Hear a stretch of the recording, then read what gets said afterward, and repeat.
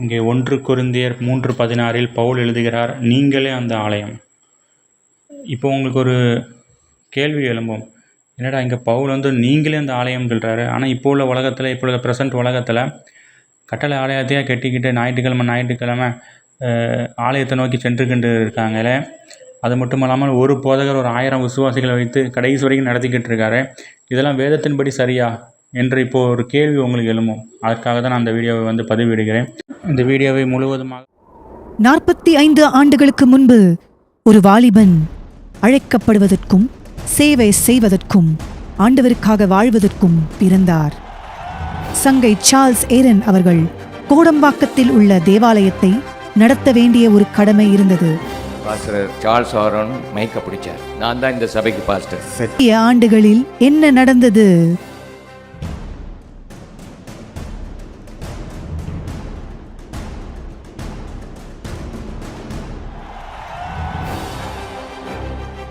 இப்படி இன்னும் பல.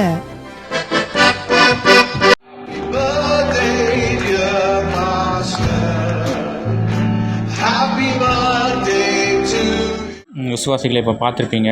இது 2 சர்ச்சை நான் வந்து இந்த வீடியோவில் போட்டிருந்தேன். ஆனால் இதே போல் தான் ஒரு 2000-3000 சர்ச்சஸ் வந்து தமிழ்நாட்டுக்குள்ள வந்து செயல்பட்டுக்கிட்டு இருக்குது. எல்லாத்தையும் நான் வீடியோ போட முடியாது, அதுக்காக இந்த 2 வீடியோ மட்டும் எக்ஸாம்பிளாக போட்டிருக்கேன். இதெல்லாம் முதலாவது வேதத்தின்படி சரியா இப்படி பண்ணிகிட்ருக்காங்களா? ஒரு 2000-3000 சர்ச்சஸ் வச்சு தமிழ்நாட்டுக்குள்ளே இதே மாதிரி தான் வேர்ல்டு வைடாக பண்ணிகிட்ருக்காங்க. இதெல்லாம் வந்து முற்றிலும் வந்து வேதத்தின்படி வந்து சரியானது கிடையாது. அதைத்தான் நம்ம இந்த வீடியோவில் வந்து பார்க்க போகிறோம். ஏனென்றால் அங்கே போதகருடைய பொண்ணு வந்து போதகருடைய பெருமிதத்தை பேசிக்கிட்டு இருக்காங்க. இங்கே ஒருத்தர் வந்து இவர் தான் உங்கள் போதகர்னு சொல்லி இவருக்கு வந்து ஹாப்பி பர்த்டே பாடிக்கிட்டு இருக்காங்க. அப்புறம் இவங்க தான் உங்கள் போதகர், இவங்க தான் உங்கள் போதகர்னு இவங்க வந்து காண்பிச்சிட்ருக்காங்க. ஆனால் வேதம் இந்த வசனத்தில் பாருங்கள், மத்தேயு 23:8 நீங்களோ ரபி என்று அழைக்கப்படாதீர்கள், கிறிஸ்து ஒருவரே உங்களுக்கு போதகராக இருக்கிறார், நீங்கள் எல்லாரும் சகோதராக இருக்கிறீர்கள் இங்கே வசனம் சொல்லுகிறது. இந்த வசனத்துக்கு நேர் எதிராகவும் இப்பொழுது உள்ள கட்டட ஆலயம் வந்து சென்று கொண்டிருக்கிறது. அப்போனா இதிலிருந்து நம்ம தெளிவாக என்ன புரிந்து கொள்ள அழைக்கப்படுகிறோம் என்றால், இவர்கள் எல்லாரும் வேதத்துக்கு விரோதமான காரியத்தை செய்து கொண்டிருக்கிறார்கள். ஏனென்றால் வேதம் நமக்கு திட்டமும் தெளிவுமாக கூறுகிறது, கிறிஸ்து ஒருவரே போதகர். அப்படின்னா நீங்கள் இன்னொரு கொஸ்டின் என்ன கேட்பீங்க, என்னடா அப்போனா போதகர்களை விசாரிப்புக்காரராக ஏற்படுத்தினாருன்னு தீமோத்தேயுவில் இருக்கே அப்படின்னு நீங்கள் கேட்பீர்கள். ஆமாம், இருக்குது, போதகர்கள் உண்டு. ஆனால் போதகருடைய வேலை வந்து என்னங்கிறது தான் வேதாகமம் நமக்கு போதித்து கொண்டு இருக்குது. போதகருடைய வேலை வந்து என்னென்னா, ஒவ்வொரு விசுவாசிக்கும் கிறிஸ்து தான் உங்கள் போதகர்னு சொல்லணும். அதுதான் போதகருடைய வேலை. ஆனால் இப்போ வந்து யாருமே அதை சொல்லாமல் நாங்கள் தான் உங்கள் போதகர்னு இவங்க காண்பித்துட்டு இருக்காங்க. அதை தான் இயேசு கிறிஸ்து சொல்கிறார், இங்கே கிறிஸ்து இருக்கிறார், அங்கே கிறிஸ்து இருக்கிறார் என்று கடைசி காலங்களில் வந்து சொல்லுவார்கள் என்று அவர் அப்பொழுது தீர்க்க தரிசனம் உரைத்திருக்கிறார். அப்படி என்றால் இவர்கள் நாங்கள் தான் உங்கள் போதகர் என்று சொன்னால் மறைமுகமாக இவர்கள் என்ன கூறுகிறார்கள்? நாங்கள் தான் கிறிஸ்து என்று தான் இவர்கள் கூறுகிறார். ஏனென்றால் வசனம் என்ன கூறுகிறது? கிறிஸ்து ஒருவரே உங்களுக்கு போதகராக இருக்கிறார். அப்படின்னா இவங்க வந்து நாங்கள் தான் உங்களுக்கு போதகர் அப்படின்னு சொன்னாங்கன்னா இவங்க மறைமுகமாக என்ன சொல்ல வராங்க? நாங்கள் தானே கிறிஸ்து என்று தானே சொல்ல வரார்கள். அதைத்தான் கடவுள் வந்து அப்பவுமே தீர்க்க தரிசனம் உரைத்திருக்கிறார். இங்கே கிறிஸ்து இருக்கிறார், அங்கே கிறிஸ்து இருக்கிறார் என்று எவனாவது சொன்னால் அவன் நம்பி அவன் பின்னாடி போக வேண்டாம் என்று சொன்னார். அதுதான் வேத வசனம் கூறுகிறது, மனுஷர்களை குறித்து எச்சரிக்கையாயிருங்கள் என்று. ஆனால் இந்த போதகர்கள் என்ன பண்ணிக்கிட்டு இருக்காங்க? நாங்கள் தான் உங்கள் போதகர், எங்கிட்ட வாங்கன்னு சொல்லிகிட்டு இருக்காங்க. இவர்களை குறித்து நீங்கள் எச்சரிக்கையாக இருக்க வேண்டும் என்று தான் இயேசு கிறிஸ்து வந்து நமக்கு வேதாகமத்தில் வந்து போதிக்கிறார். அப்படின்னா போதகருடைய வேலை வந்து என்னென்னா, கிறிஸ்துவுக்கு நேராக அனுப்பிவிட வேண்டும். அதுதான் போதகருடைய வேலை. அந்த வீடியோவில் பார்த்த இந்த சபைகளை பாருங்கள், அந்த கட்டட ஆலயத்தை பாருங்கள். இதே போல் தான் தமிழ்நாட்டில் உள்ள எத்தனையோ சர்ச்சுகள், கட்டட ஆலயங்கள், சிஎஸ்ஐ, ஏஜி, எத்தனையோ டிவிஷன்ஸ் வச்சுருக்காங்க. முதல்ல இத்தனை டிவிஷன்ஸை வேதாகமம் ஆதரிக்குதா? இல்லவே இல்லை. அப்புறம் இத்தனை டிவிஷன்ஸ் வச்சு இவங்க என்ன பண்ணிக்கிட்டு இருக்காங்கன்னா, இவங்க வந்து நாங்கள் தான் உங்கள் போதகர்னு சொல்லி விசுவாசிகளை வந்து சாகும் வரைக்கும் அடிமையாக வைத்து கொண்டு இருக்கிறார்கள். இவர்கள் மறைமுகமாக நான் தான் கிறிஸ்து, உங்களுக்கு கிறிஸ்து என்று சொல்லி கொண்டிருக்கிறார்கள். ஏனென்றால் வேதம் சொல்லுகின்றது கிறிஸ்து ஒருவரே உங்களுக்கு போதகராக இருக்கிறார். அப்படின்னா இவர்கள் நாங்கள் தான் உங்கள் போதகர்னு சொன்னாங்கன்னா இவர்கள் நாங்கள் கிறிஸ்து என்று தானே சொல்லி கொண்டிருக்கிறார்கள். அப்படின்னா இவர்கள் இயேசு கிறிஸ்துவுக்கு முற்றிலும் எதிரான காரியத்தையும் வந்து செய்து கொண்டிருக்கிறார்கள். என்னடா இந்த வீடியோவில் கோபுரத்தை காட்டிகிட்டு இருக்கானே அப்படின்னு நீங்கள் பார்ப்பீங்க. இந்த முழு வீடியோவை பாருங்கள், அப்பொழுது உங்களுக்கு சத்தியம் புரிய வரும். புதிய ஏற்பாடு இந்த கோபுரத்தை தான் ஆலயம் என்று கூறுகிறதா என்பதை தான் நம்ம பார்க்க போகிறோம். இங்கே 1 கொரிந்தியர் 3:16 பவுல் என்ன எழுதுகிறார் என்றால், நீங்களே அந்த ஆலயம் என்று எழுதுகிறார். அப்படின்னா கிறிஸ்துவை விசுவாசிக்கிறவர்களே அந்த ஆலயம் என்று அவர் எழுதுகிறார். ஆனால் இப்போ உள்ள காலகட்டத்தில் இவர்கள் எல்லாருமே கோபுரத்தை தான் ஆலயமாக காட்டிக்கிட்டுருக்காங்க. இயலாத நானும் ஆலயத்துக்கு போகிறாங்க. இது வேதத்திற்கு புறம்பானது. ஏன்னா இங்கே பவுல் தெளிவாக எழுதுகிறாரு, நீங்களே அந்த ஆலயம். அப்படின்னா தெளிவாக மனதில் வைத்துக்கிடுங்க கிறிஸ்துவை விசுவாசிப்பவர்களே, கோபுரம் ஆலயம் கிடையாது என்று தான் இங்கே பவுல் எழுதுகிறார். அதை உங்கள் மனதில் பதித்து வச்சு கொடுங்க. அப்படின்னா இவங்க கோபுரத்தை தான் ஆலயமாக காட்டுறாங்கன்னா இவங்க கிறிஸ்துவுக்கு விரோதமானவர்கள்.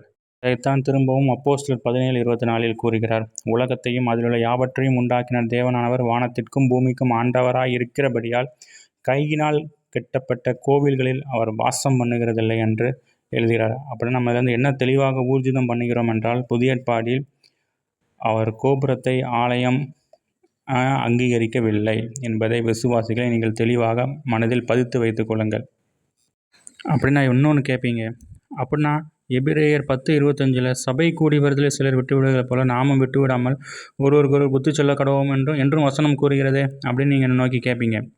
ஆமாம், கூறுகிறது. இங்கே தான் நம்ம என்ன பார்க்க அழைக்கப்படுகிறோம் என்றால், ஆலயத்துக்கும் சபைக்கும் வித்தியாசம் உண்டு. அதை முதலாவது விசுவாசிகளை புரிந்து கொள்ளுங்கள். இங்கே ஆலயத்தையும் சபையும் ஒன்றாக பார்க்கக்கூடாது. ஏனென்றால் ஆலயத்தை கிறிஸ்து நிராகரிக்கிறார், சபையை கிறிஸ்து ஆதரிக்கிறார். அதைத்தான் இந்த வசனத்திலும் அவர் கூறுகிறார். அதாவது மத்தேயு 16:18 இங்கே இயேசு கிறிஸ்து என்ன கூறுகிறார், நீ பேதுருவாய் இருக்கிறாய், இந்த கல்லின் மேல் என் சபையை கட்டுவேன் அப்படின்னு சொல்கிறாரு. அப்படின்னா இயேசு கிறிஸ்து எதை ஆதரிக்கிறார் என்றால் சபையை ஆதரிக்கிறார். சபை கூடி வருதல் இருக்க வேண்டும். அப்படின்னா நீங்கள் என்ன கேட்பீங்க, அப்படின்னா ஆலயத்துக்கும் சபைக்கும் என்ன ஐயா வித்தியாசம் அப்படின்னு கேட்பீங்க. சபை என்றால் தெளிவாக புரிந்து கொள்ளுங்கள், அது கிறிஸ்துவினுடைய சரீரம். அப்படின்னா நாம் ஒரு சரீரம் எடுத்து இருக்கோம் அப்படிதானே அந்த உலகத்தில். நாம் கிறிஸ்துவ விசுவாசிக்கும் போது நாம் கிறிஸ்துவனுடைய சரீரமாக ஆகிறோம். அப்படின்னா அதனால தான் சொல்கிறார், நீங்களே அந்த ஆலயம் என்று கூறுகிறார். அப்படி என்றால் கிறிஸ்து ஏன் கூறுகிறார் நீங்களே அந்த ஆலயம் என்று? ஏனென்றால் நமக்குள் கிறிஸ்து வாசம் பண்ணுகிறதுனால தான் அவர் கூறுகிறார் நீங்களே அந்த ஆலயம். இப்போ நமக்குள்ளே கிறிஸ்து வாசம் பண்ணலன்னா நம்ம அந்த ஆலயமாக இருக்க முடியாது. அதனால் கிறிஸ்து கோபுரத்துக்குள் வாசம் பண்ணுவதில்லை. அதனால தான் அவர் கோபுரத்தை ஆலயமாக ஏற்றுக்கொள்ளவில்லை, உங்கள் சரீரத்தை ஆலயமாக ஏற்றுக்கொள்கிறார். இப்பொழுது உங்களுக்கு புரிந்திருக்கும். ஏனென்றால் இதுக்கும் நம்ம ஆதியாகமத்துக்கு செல்ல வேண்டும். ஆதியாகமத்தில் ஆதாம் ஏவாளோடு பாவ வீழ்ச்சிக்கு முன்பதாக கடவுளும் ஆதாம் ஏவாளும் சஞ்சரித்தார்கள். ஒன்றோடு ஒன்று அவங்க உறவாடி கொண்டிருந்தார்கள். அதைத்தான் இயேசு கிறிஸ்து திரும்ப ரீஸ்டோர் பண்ணுறார். எப்படி ஆதாம் ஏவாள் வீழ்ச்சிக்கு முன்பதாக கடவுளோடு உறவாடினார்களோ அந்த உறவாடுதலை மறுபடியும் அவர் கொடுக்கிறார். நம்ம ஒவ்வொரு இண்டிவிஜுவலும், இந்த உலகத்தில் ஒவ்வொரு பிறந்த மனிதனும் அவரோடு உறவாட வேண்டும். அதுதான் அந்த ஆலயம், அதுதான் அந்த இன்டர்லிங்க், அதான் ஒரு ஜொல்லஸ் காட். யூதர்கள் மத்தியில் எல்லா அற்புதங்களையும் காட்டுகிறார், செத்தவனை எழுப்புகிறார், நோய்களை குணமாக்கிறார், குருடனுக்கு பார்வை கொடுக்கிறார். என்ன அவர் பண்ணுகிறார் என்றால் நமக்கு தான் நம்ம பார்க்கறதுக்கு அது அற்புதம். ஆனால் அவருக்கு அது அற்புதம் கிடையாது. ஏன்னா வீழ்ச்சிக்கு முன்பதாக என்ன இருந்துச்சோ அதை அப்படியே ரீஸ்டோர் பண்ணி தான் காட்டுறாரு அவர். வீழ்ச்சிக்கு முன்பதாக என்ன நோய் கிடையாது, சாவு கிடையாது, எல்லாரும் அவரோட உறவாடி கொண்டிருந்தோம். அதனால் இயேசு கிறிஸ்து கம்ப்ளீட்டாக அந்த 33 வருஷ காலத்திலும் ஏதேன் தோட்டம் இப்படி தான்ப்பா இருந்துச்சு அப்படின்னு யூதர்களுக்கு காட்டுகின்றார். ஆதலால் கடவுள் ஜொல்லஸ் காட், நாம் எப்பொழுதும் அவரை தேட வேண்டும் என்பதை விரும்புகிற ஆண்டவர் நமக்கு உண்டு. பாவத்தின் சம்பளம் மரணம்தான். ஏன் பாவத்தின் சம்பளம் மரணம் என்று நீங்கள் யோசித்தது உண்டா? ஏனென்றால் பாவம் அவருக்கு விரோதமானது தான். பாவம் அவருக்கும் நமக்கும் இடைவெளி உண்டு பண்ணும். மரணம் என்றாலே என்ன? அவருக்கும் நமக்கும் உள்ள உறவை இழப்பது தான் மரணம். ஆனால் கடவுள் எதுக்கு மரணம் என்கின்ற ஒன்றை வைத்துள்ளார்? ஏன் வைத்துள்ளார் தெரியுமா? மரண நேரத்திலாவது இவன் என்னை தேட மாட்டானா என்று தான் கடவுள் மரணம் என்கின்ற ஒன்றை வைத்துள்ளார். ஆனால் அந்த நேரத்தில் கூட கடவுளை தேடாமல் நிறைய பேர் செல்கிறார்கள். அதுதான் வேதனைக்குரியது. ஆதலால் கடவுள் எப்பொழுதுமே என்ன நம்மகிட்ட விரும்புகிறார் என்றால் நாம் அவரோடு உறவாடி கொண்டிருக்க வேண்டும். அதனால தான் கூறுகிறார் நீங்களே அந்த ஆலயம் என்று. ஆதலால் அவரை விசுவாசிப்பவர்கள் ஒன்றாய் கூடுகின்ற இடம் சபை கிடையாது, அவரை விசுவாசிப்பவர்கள் ஒன்றாய் கூடுவதுதான் சபை. கோபுரம் தேவனுடைய ஆலயமாக இருந்திருந்தால் கொரோனா டைமில் தேவனுடைய ஆலயத்தை கடவுள் அடைக்க விட்டிருப்பாரா? கிடையாது. அதனால் தெளிவாக புரிந்து கொள்ளுங்கள்.